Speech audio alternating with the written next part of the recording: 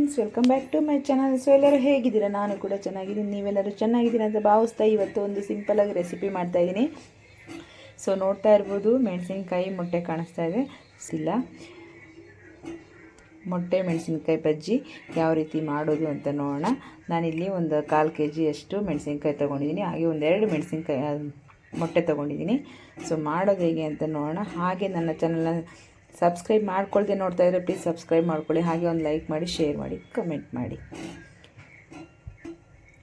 ಈಗ ಮೆಣಸಿನ್ಕಾಯಿ ತೊಳೆದುಬಿಟ್ಟು ನೀಟಾಗಿ ಇಟ್ಕೊಂಡಿದ್ದೀನಿ. ಸೊ ಎಗ್ಗು 2 ಬಾಯ್ಲ್ ಮಾಡಿ ಇಟ್ಕೊಂಡಿದ್ದೀನಿ, ಅದನ್ನು ಸಿಪ್ಪೆ ತೆಕ್ಕೊಳ್ಳೋಣ. ಹಾಗೆ ಮೆಣಸಿನ್ಕಾಯಿ ನೋಡಿ, ಇಲ್ಲಿ ಅರ್ಧಕ್ಕೆ ಮೇಲ್ಗಡೆ ಕಟ್ ಮಾಡೋಣ. ಹಾಗೆ ನೋಡಿ, ಇದನ್ನು ನಾನೇ ಸ್ವಲ್ಪ ಕಟ್ ಮಾಡ್ಕೊಳ್ಳೋಣ. ಹೀಗೆ ಕಟ್ ಮಾಡಿಕೊಂಡು ನಾವು ಇದರೊಳಗಡೆ ಈ ಥರ ಓಪನ್ ಮಾಡ್ಕೊಳ್ಳೋಣ.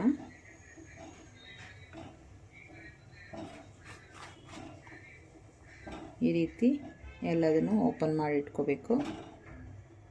ಮೇಲ್ಗಡೆ ಸ್ವಲ್ಪ ಕಟ್ ಮಾಡಬೇಕು. ಈ ಥರ ಹೀಗೆ ಓಪನ್ ಮಾಡ್ಕೋಬೇಕು. ಎಲ್ಲದನ್ನು ಹೀಗೆ ಮಾಡ್ಕೊಳ್ಳೋಣ. ನೋಡಿ, ಇದೆಲ್ಲ ಕಟ್ ಮಾಡ್ಕೊಂಡಿದ್ದೀನಿ. ಎಲ್ಲದನ್ನು ಇದೇ ರೀತಿ ಓಪನ್ ಮಾಡಿ ಇಟ್ಕೊಂಡಿದ್ದೀನಿ. ಈಗ ನೋಡಿ, ಒಂದು ಬೌಲ್ ತೊಗೊಂಡಿದ್ದೀನಿ. ಹಾಗೆ ಮೊಟ್ಟೆನ ಸಿಪ್ಪೆ ತೆಗೆದು ಇಟ್ಕೊಂಡಿದ್ದೀನಿ 2. ಸೊ ಈಗ ನಾವು ಇದನ್ನು ತುರ್ಕೋಬೇಕಾಗುತ್ತೆ. ಈ ರೀತಿ ನೀಟಾಗಿ ತುರ್ಕೊಳ್ಳೋಣ. ನೋಡಿ ಎಷ್ಟು ಚೆನ್ನಾಗಿ ಬರುತ್ತೆ.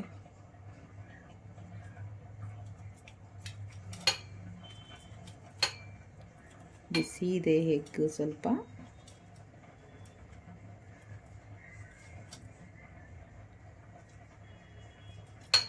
ಈ ರೀತಿ ಎಲ್ಲ ತುರ್ಕೊಂಡ್ಬಿಡೋಣ.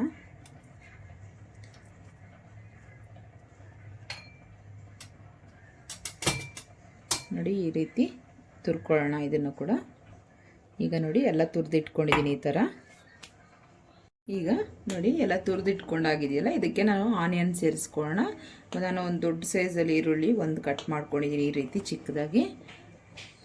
ನಿಮಗೆ ಜಾಸ್ತಿ ಬೇಕು ಅಂದರೆ ಜಾಸ್ತಿನೇ ಕಟ್ ಮಾಡಿ ಹಾಕ್ಕೊಳ್ಳಿ, ಕ್ವಾಂಟಿಟಿ ನೋಡಿಕೊಂಡು.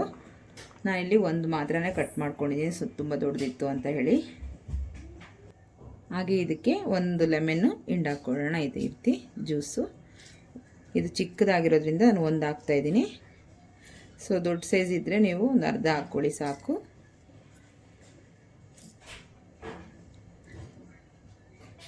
ಈಗ ಇದಕ್ಕೆ ರೆಡ್ ಚಿಲ್ಲಿ ಪೌಡರ್ನ ಹಾಕ್ಕೊಳ್ಳೋಣ.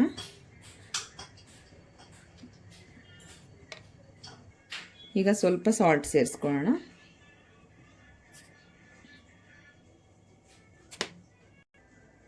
ಈಗ ಸ್ವಲ್ಪ ಮಿಕ್ಸ್ ಮಾಡ್ಕೊಳ್ಳೋಣ. ಈ ರೀತಿ ಚೆನ್ನಾಗಿ ಮಿಕ್ಸ್ ಆಗೋ ರೀತಿ, ಲೆಮನ್ನು ನಾವು ಸಾಲ್ಟೆಲ್ಲ ಹಾಕಿದ್ದೀವಲ್ಲ, ಚೆನ್ನಾಗಿ ಮಿಕ್ಸ್ ಆಗಬೇಕು. ಆ ರೀತಿ ಮಿಕ್ಸ್ ಮಾಡ್ಕೊಳ್ಳಿ.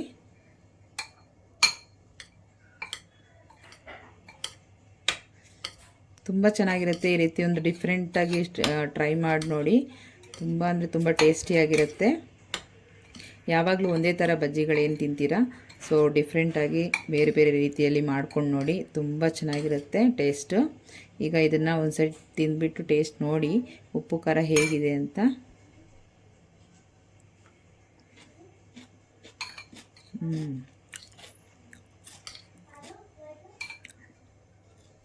ತುಂಬ ಚೆನ್ನಾಗಾಗಿದೆ.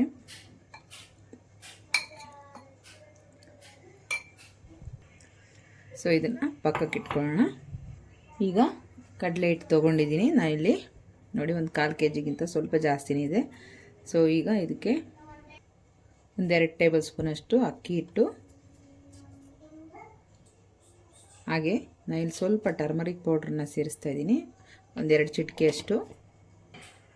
ಹಾಗೆ ಸ್ವಲ್ಪ ಅಡುಗೆ ಸೋಡಾ, ಒಂದು ಅರ್ಧ ಟೇಬಲ್ ಸ್ಪೂನಷ್ಟು.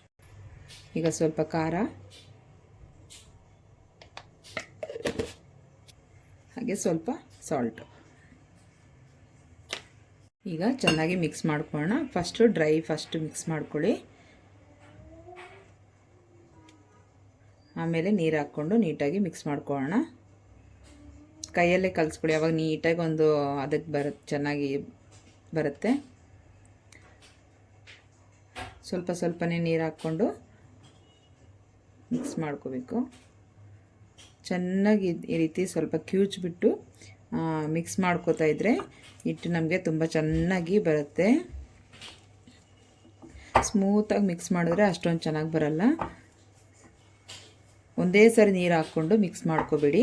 ಸ್ವಲ್ಪ ಹಾಕ್ಕೊಂಡು ಮಿಕ್ಸ್ ಮಾಡಿ. ಒಂದೊಂದು ಸರಿ ಒಂದೊಂದು ರೀತಿ ಬಜ್ಜಿ ಬೋಂಡಗಳು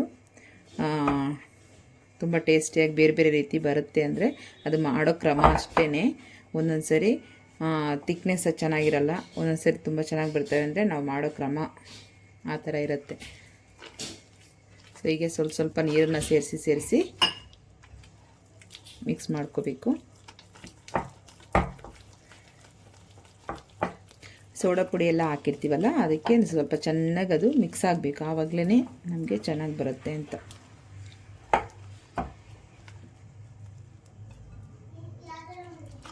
ನೋಡಿ ಈ ರೀತಿ.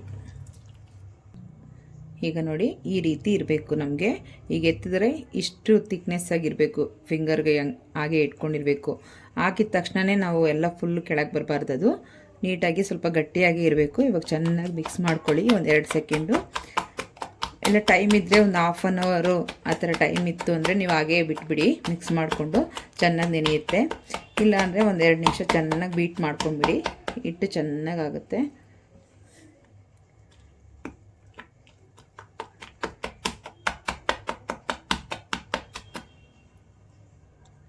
ಈಗ ಇದನ್ನು ಮುಚ್ಚಿಟ್ಬೇಡ. ಸ್ವಲ್ಪ ಆಯಿಲ್ ಬಿಸಿ ಆಗೋವರೆಗೂ ಇದನ್ನು ಕ್ಲೋಸ್ ಮಾಡಿ ಇಟ್ಬೇಡ. ಇವಾಗ ಆಯಿಲ್ ಇಟ್ಕೊಳ್ಳೋಣ. ಈಗ ಆಯಿಲ್ ಬಿಸಿಗೆ ಇಟ್ಟಿದ್ದೀನಿ. ಈಗ ನೋಡಿ ಈ ರೀತಿ ಕಟ್ ಮಾಡ್ಕೊಂಡಿದ್ದೀವಲ್ಲ, ಸೊ ಈ ಮಿಶ್ರಣನ ಇದರೊಳಗಡೆ ಫಿಲ್ ಮಾಡ್ಕೊಳ್ಳೋಣ. ಎಣ್ಣೆ ಬಿಸಿ ಆಗೋದ್ರೊಳಗೆ ಇದನ್ನು ಮಾಡ್ಕೊಂಡ್ಬಿಟ್ರೆ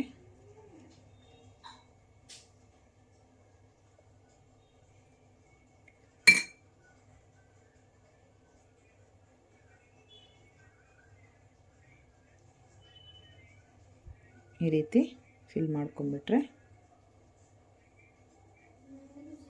ಎಲ್ಲ ಹೀಗೆ ಮಾಡ್ಕೊಳ್ಳೋಣ ಒಂದೊಂದೇ.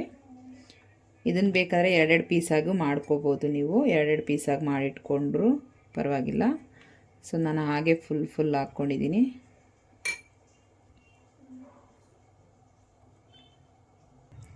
ನೋಡಿ ಈಗ ಎಲ್ಲದನ್ನು ಈ ರೀತಿ ಮಾಡ್ಕೊಂಡಿದ್ದೀನಿ. ಈಗ ಒಂದೊಂದೇ ನಾವು ಇದರಲ್ಲಿ ಈ ರೀತಿ ಡಿಪ್ ಮಾಡಿಬಿಟ್ಟು 2 ಸೈಡು ನೀಟಾಗಿ ಎಣ್ಣೆ ಬಿಸಿಯಾಗಿದೆ ಹಾಕೋಣ. ಎಣ್ಣೆ ತುಂಬ ಚೆನ್ನಾಗಿ ಬಿಸಿಯಾಗಿದೆ. ಈಗ ಈ ರೀತಿ ತೆಕ್ಕೊಂಡು ನಿಧಾನಕ್ಕೆ ಹಾಕ್ಕೊಳ್ಳೋಣ. ಚೆನ್ನಾಗಿ ಬಿಸಿಯಾಗಿಬಿಟ್ಟಿದೆ ಎಣ್ಣೆ. ಈಗ 2 ಹಾಕ್ಕೋತಾ ಇದ್ದೀನಿ. ತುಂಬ ಲೆಂತ್ ಇರೋದ್ರಿಂದ ಬಾಣಲೆ ನನಗೆ ಅಷ್ಟು ಲೆಂತ್ ಸಾಕಾಗ್ತಿಲ್ಲ. ಸೊ ದೊಡ್ಡದಿರೋದು ಸ್ವಲ್ಪ ಕಟ್ ಮಾಡಿಕೊಂಡು 2 ಪೀಸಾಗಿ ಮಾಡ್ಕೋತಾ ಇದ್ದೀನಿ. 2 ಹಾಕ್ಕೊಂಡಿದ್ದೀನಿ.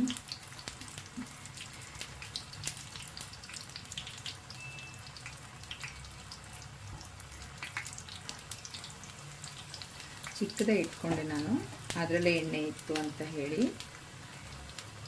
ನಿಧಾನಕ್ಕೆ ತಿರುಗಿಸ್ಕೊಂಡು. ತುಂಬ ಜಾಸ್ತಿ ಬಿಸಿ ಇದ್ದರೆ ಎಣ್ಣೆ ಹಾಕಿದ ತಕ್ಷಣ ಸೀದೋಗ್ಬಿಡುತ್ತೆ. ಸ್ವಲ್ಪ ಬಿಸಿ ಇದ್ದಾಗಲೇ ಚೆನ್ನಾಗಿ ಬಿಸಿ ಆದರೆ ಸಾಕು. ಆಮೇಲೆ ಸ್ವಲ್ಪ ಮೀಡಿಯಮ್ ಫ್ಲೇಮ್ ಇಟ್ಕೊಳ್ಳಿ. ತುಂಬ ಜಾಸ್ತಿ ಇದ್ದರೆ ಅದು ಸೀದೋಗ್ಬಿಡುತ್ತೆ, ಬೇಗ ಕಲರ್ ಚೇಂಜ್ ಆಗುತ್ತೆ, ಒಳಗಡೆ ಇದೆಲ್ಲ ಬೆಂದಿರಲ್ಲ. ಈ ರೀತಿ ನಿಧಾನಕ್ಕೆ ತಿರುಗಿಸಾಕೋಬೇಕು ಒಂದೊಂದೇ. ಈಗ ಆಗಿದೆ, ಇದು ತೆಕ್ಕೊಂಬಿಡೋಣ.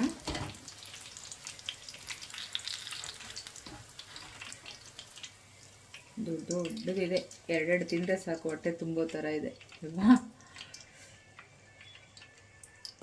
ಈಗ ಮಿಕ್ಕಿದ್ದು ಕೂಡ ಹೀಗೆ ಹಾಕ್ಕೊಳ್ಳೋಣ.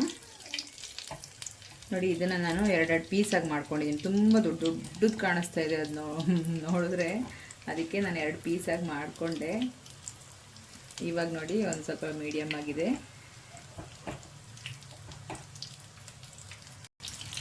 ಸೊ ಇದೆಲ್ಲ ಆಗಿದೆ. ಈಗ ಪ್ಲೇಟ್ಗೆ ತೆಕ್ಕೊಂಬಿಡೋಣ. ಹಾಗೆ ನೋಡಿ ನನ್ನ ಮಕ್ಕಳಿಗೆ ಪೊಟ್ಯಾಟೊ ಬೋಂಡ ಬೇಕು ಅಂದರು. ಹಾಗೆ ಒಂದು 4 ಮಾಡಿದೆ, ಅವ್ರು 3 ಜನಕ್ಕೆ ಅಂತ. ಜಾಸ್ತಿ ಏನು ತಿನ್ನಲ್ಲ ಅವರು ಅಂತ ಒಂದು 5 ಮಾಡಿದೆ. ಸೊ ಹಾಗೆ ಪೊಟ್ಯಾಟೊದಲ್ಲಿ ಇನ್ನೊಂದು ಸ್ವಲ್ಪ ಪೊಟ್ಯಾಟೊ ಮಿಕ್ಕಿತ್ತು. ಒಂದು ಪೊಟ್ಯಾಟೊದಲ್ಲಿ ಅದು ವೇಸ್ಟ್ ಮಾಡಿದೆ. ನೋಡಿ ಈ ರೀತಿ ಪೊಟ್ಯಾಟೊದು ಚಿಪ್ಸ್ ಥರ ಮಾಡಿದ್ದೀನಿ. ತುಂಬ ಚೆನ್ನಾಗಿರುತ್ತೆ. ಈಗೂ ಇದಕ್ಕೆ ಸ್ವಲ್ಪ ಉಪ್ಪು ಖಾರ ಹಾಕ್ಕೊಂಡ್ರೆ ತುಂಬ ಚೆನ್ನಾಗಿರುತ್ತೆ. ಈಗ ರೆಡಿಯಾಗಿದೆ. ಯಾವ ರೀತಿ ರೆಡಿಯಾಗಿದೆ ಅಂತ, ಎಷ್ಟು ಚೆನ್ನಾಗಿ ಎಷ್ಟು ದೊಡ್ಡದಾಗ್ಬಿಟ್ಟಿದೆ ಅಂತ.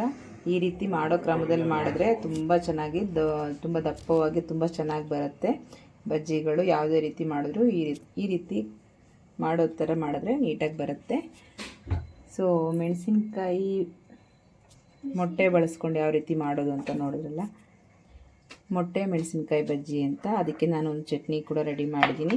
ಸೊ ಚಟ್ನಿಯೊಂದಿಗೆ ಸರ್ವ್ ಮಾಡ್ಕೊಳ್ಳೋಣ. ಬೇಕಾದರೆ ನೀವು ಆನಿಯನ್ಸ್ ನಾವು ಆಲ್ರೆಡಿ ಹಾಕಿದ್ದೀವಲ್ಲ, ಹಾಗಾಗಿ ನಾನು ಆನಿಯನ್ಸನ್ನು ಹಾಕಿಲ್ಲ ಮೇಲ್ಗಡೆ.